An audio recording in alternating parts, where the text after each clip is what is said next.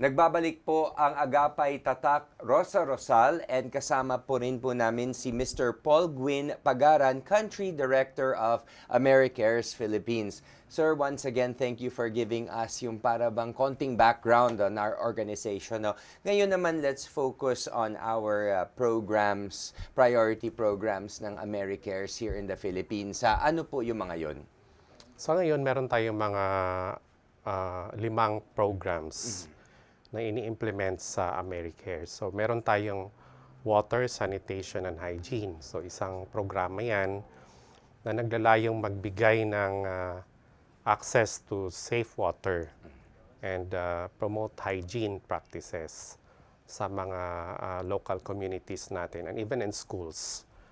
Meron din tayong humanitarian response. So kapag may mga disaster, so nandun tayo. Like ngayon, merong basyang, so nandun tayo sa Surigao del Sur, no, tumutulong.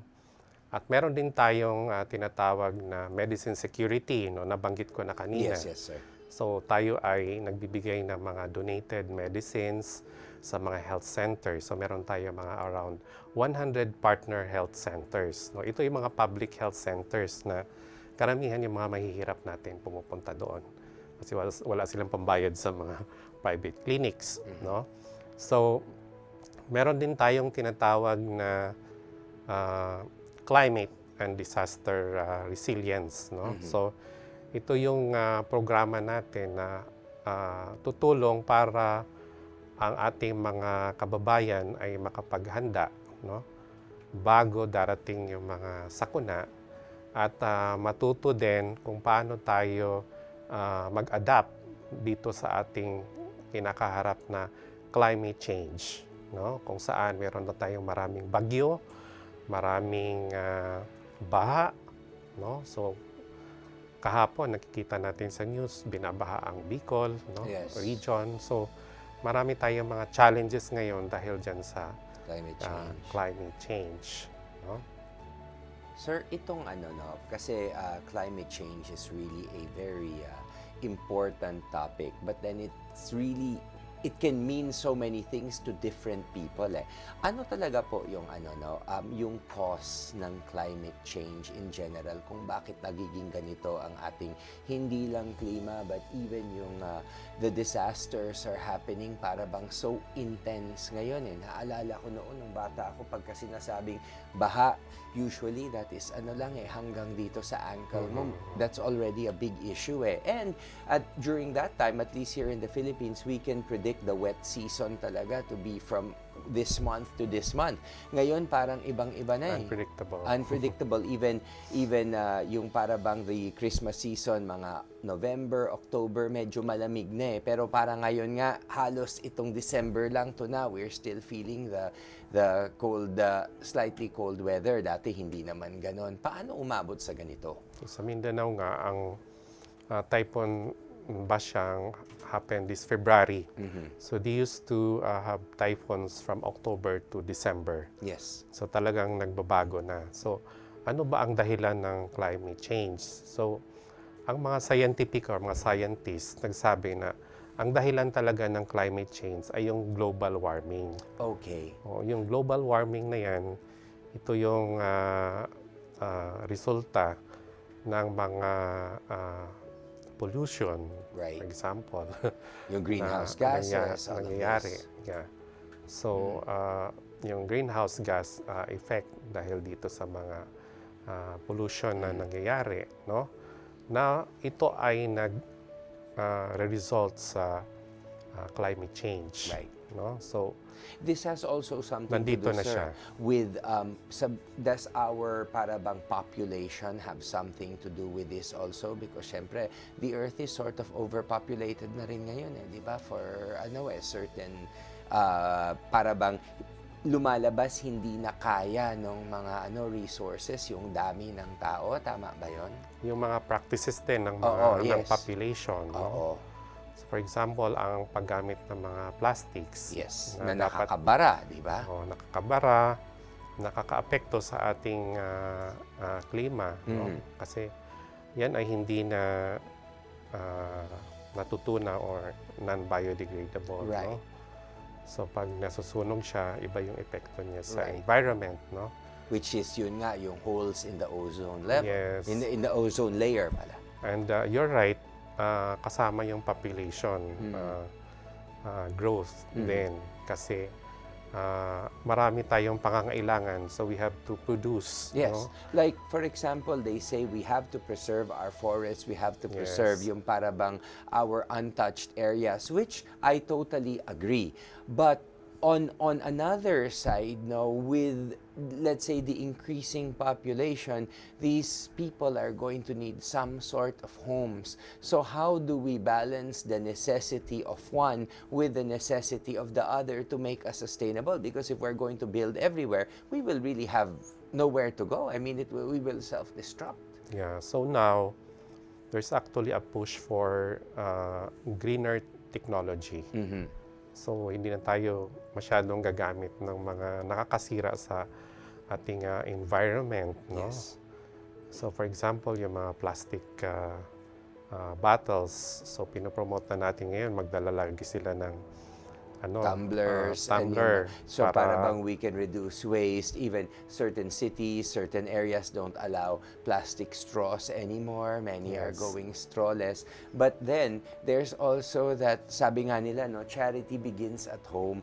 But it's also the way people dispose of their waste. Yes. That's another one. So we're talking about, syempre ngayon, maraming napag-uusapan about flood control, no, external flood control. Pero sa totoo lang, the very basic flood control happens in our own home. How we dispose of plastics, yung mga dumi natin. Garbage. Kung alimbawa, for example, yung mga candy wrappers, iniiwan lang natin doon. With the amount of people that there are, yung para bang this is going to have an impact on our drainage and sewage Yeah, systems. the environment. Oo. And, of course, climate change. Right. And therefore, bringing about Yeah. these things that we are facing today. Yeah, so our AmeriCares is focused on climate change adaptation. Okay. Pagka sinabi natin, sir, adaptation is to teach the population adapt to what is ongoing. Yes. Tama? So, because climate change is already here. So, Yes. meron tayong mga pagbaha, meron na tayong extreme heat. During summertime, ang ating temperature maabot ng more than 40 degrees Yes. na hindi natin nararanasan And that is alarming. noon. Yes.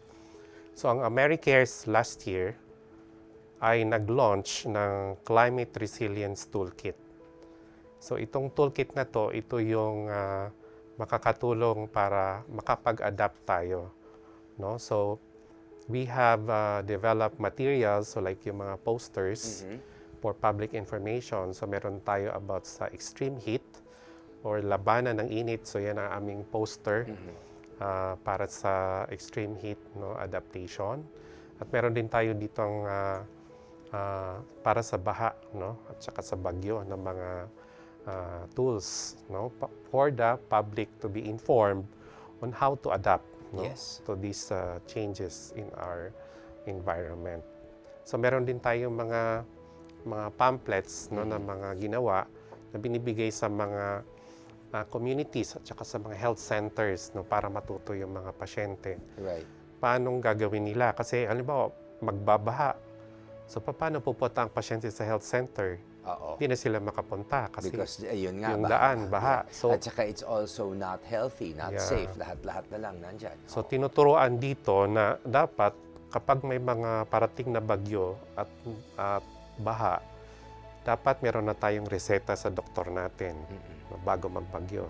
Nakabili na tayo ng gamot, no, for at least 2 weeks. Yes. No? Kasi bago maayos lahat ng mga kalsada at mga baha, siguro it takes about 2 weeks, no, for that. So at least secure tayo sa gamot natin. Lalo na kung may maintenance tayo sa diabetes, sa high blood. So kailangan nating uminom talaga, no? O yung mga even yung mga TB patients, no? So kailangan nilang uminom ng gamot. So bago pa lang nakahanda na sila. So kumbaga meron tayong mga adaptation strategies para sa ating mga pasyente at para naman sa mga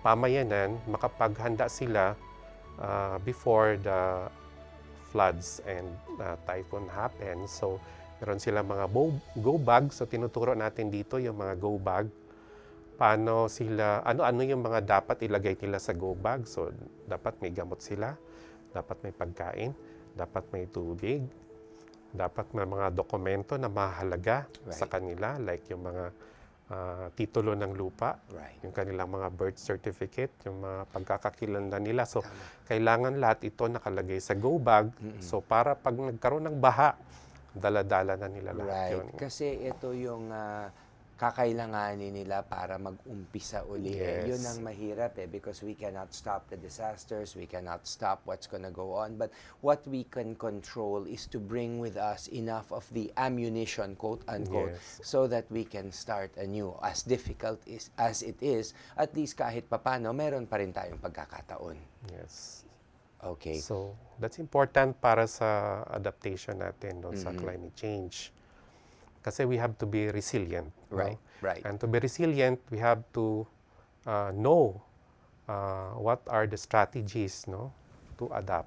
At itong mga toolkit natin, mga posters, mga pamphlets, yung mga reference manual, yan ang nagtuturo kung ano dapat yung mga ginagawa. And sir, I understand also there's something very special going on with AmeriCares because we will be celebrating our anniversary very soon, no, sir?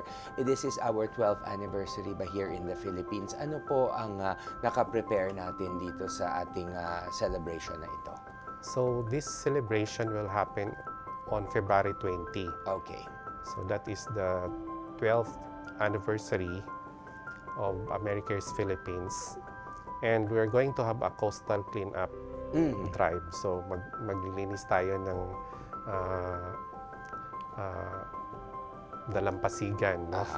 So, ito yung gagawin natin. Saan area, sir? Sa Aurora. So, pinili namin isang partner natin sa Dipakulaw, Aurora. So, last year, natamaan actually sila ng Super Typhoon Pipito. So, isa sila sa mga partners natin. So, meron tayong coastal cleanup drive. So, pupulutin natin lahat ng mga plastics, ng mga basura na nandoon sa dalampasigan para malinis siya. Right. Kasi ito rin yung, meron din siyang effect sa baha. effect din sa mga baha, sa mga, meron tayong tinatawag ngayon na microplastics. Like yung mga isda, pwede nilang kainin yung mga plastic. Tapos yung plastic, mananatili sa katawan nila. Because so, it's not biodegradable, yes, it's plastics. So, nagiging microplastic siya. So, ibig sabihin, pag kinain natin yung isda makakakain natin yung plastic. So, dapat malinis yung ating mga karagatan, mga ilog, para maiwasan natin yung mga pagbaha at saka epekto ng climate change. So, isa yan sa ginagawa natin yung coastal cleanup. This is not our first time actually sa coastal cleanup. So, meron na tayong 3 ginawa. So, ang first cleanup namin ay sa 100 Islands, National Park sa Pangasinan. Yung second cleanup namin ay sa Cebu, sa Tabuelan. So, ito ngayon yung pangatlong coastal cleanup natin. Okay. So, ito marami tayong basurang nakuha. I'm sure. Daming mga plastic, daming mga yung mga ng mga containers ng mga pagkain, Okay. At mga bote na tinadala sa beach. So, magandang mag-participate sa ganong event. Kasi itong tulong na ito para sa lahat ito, it's not just for a few people or it's really for our environment. Yung para sa atin lahat, regardless of our age, regardless of where, we live in the same environment, we live in the same country. I mean, every little good thing we do for ourselves and the people who share share the environment with us. Yes. And so that's for the coastal cleanup. Right. And then we also have a climate resilience advocacy in Dipakulaw. This is for the ANIV po? Yeah, for the anniversary. So we'll be distributing all these materials also. Yung mga pamphlets, yung mga posters doon sa municipality of Dipakulaw. So we can strengthen yung information dissemination about climate change adaptation. So part din siya ng celebration. Aha. And sir, ito no, after doing this for a few years and kung ano man ang mga plans ninyo, which is incredible no, because very holistic ang ano ninyo and ang approach ninyo no. Masasabi nyo ba that ano yung pagtanggap no ng mga communities dito sa mga ginagawa natin na climate resilience, itong ating yung importance of health. Many Filipinos kasi hindi pumupunta sa doktor, ayaw magpa-check up until masama na talaga, until malubha na yung sitwasyon no, which we also have to really instill na prevention is worth pounds and pounds of cure. It's yung para bang quality of life, to be honest. So how do they they accept this naman? Okay naman. Actually, masayang-masaya no, ang mga tao dito sa mga toolkit natin sa climate change. So, nagpapasalamat sila sa AmeriCares kasi dati wala namang ganito na kaalaman. So, these are actually evidence-based. Ang partner natin dito na gumawa is yung Harvard University sa Amerika. Sila ang nangalap ng mga research studies na sa Pilipinas at saka sa ibang bansa na nagbibigay ng evidence kung ano ba ang mga dapat ginagawa no? To adapt to climate change. So for example, dito sa heat, pinapakita actually na mga simple lang yung mga dapat gawin. So sabi nila, sir, hindi namin alam na ganun pala lang kasimple pero malaki yung epekto niya. Malaking tulong. So for example, yung oras ng pagtatrabaho, no? So sinasabi dito sa heat toolkit na dapat pag nagtrabaho ka, iwasan mo yung pinakamatinding init. Lalo na kung nasa field ka, no? Nasa palayan ka. Because this is damaging. You get Yes. skin cancer, you get burned. There's so many other things that can happen. Heat exhaustion, heat stroke.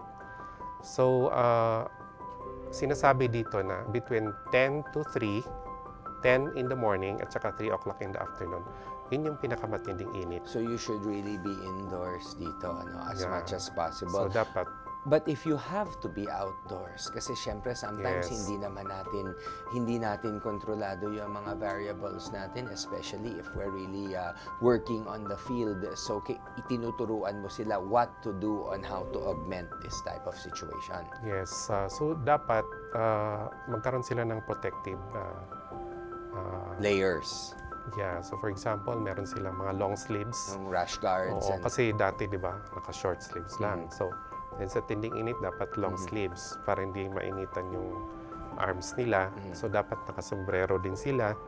So, meron tayong mga protective gears na dapat ginagamit, no? Para makapag-adapt tayo. At isa rin sa nire-recommend namin, magkaroon ng mga cooling centers. Okay. At pagka sinasabi natin cooling centers, anong ibig sabihin nun, sir? Ito yung isang lugar na malamig at pwede silang mag-rest doon pagkatapos nilang galing sa init. To recharge them, so to Yes. speak. Okay. So, meron tayong mga partner local governments na nagtayo ng mga cooling centers. Kasi yung mga matatanda, madali silang Ano ang nasa mahapon. loob nitong mga cooling centers na ito? So, meron din dito mga first aid kit na nilagay nila. Halimbawa, kailangan ng pasyente or kailangan ng isang tao ng mga first aid supplies. So, meron doon. Meron din mga cold packs. Cold packs kung halimbawa sobra talagang Parang ice packs. Oo, ganun. ice packs. So, meron dong available na pwede nilang gamitin, no? So, Okay. ito rin ay air-conditioned. Okay yun. So, para bang it really will be comfortable for them. Yes. And then alternatively, kasi nag-adapt tayo dito sa Philippines, gagamit tayo ng mga areas na malilim. Halimbawa sa probinsya, maraming puno. Right, doon. So, they Those cool mga down ideal. doon sa mainit. Tsaka, nire-recommend din yung pag-inom ng maraming tubig. To keep hydrated. Yes, Okay. or bukod buko juice, no? Yes. Kasi yun, ang buko juice, yun ang pinakamabisa sa Kasi meron electrolytes din yun to keep you from para bang getting exhausted. But naku Yes. sir, ang dami-dami pala natin ginagawa at saka mapapag-usapan no, during our anniversary also. Pero we will be taking a quick break for now. Babalikan natin yung mga iba pang mga topics natin, lalong-lalo na ang ating climate resiliency, because I think that is so far the most important thing that we really need to disseminate to the public. So don't go away. Agapay, Tatak, Rosa, Rosal will be right back after these important messages.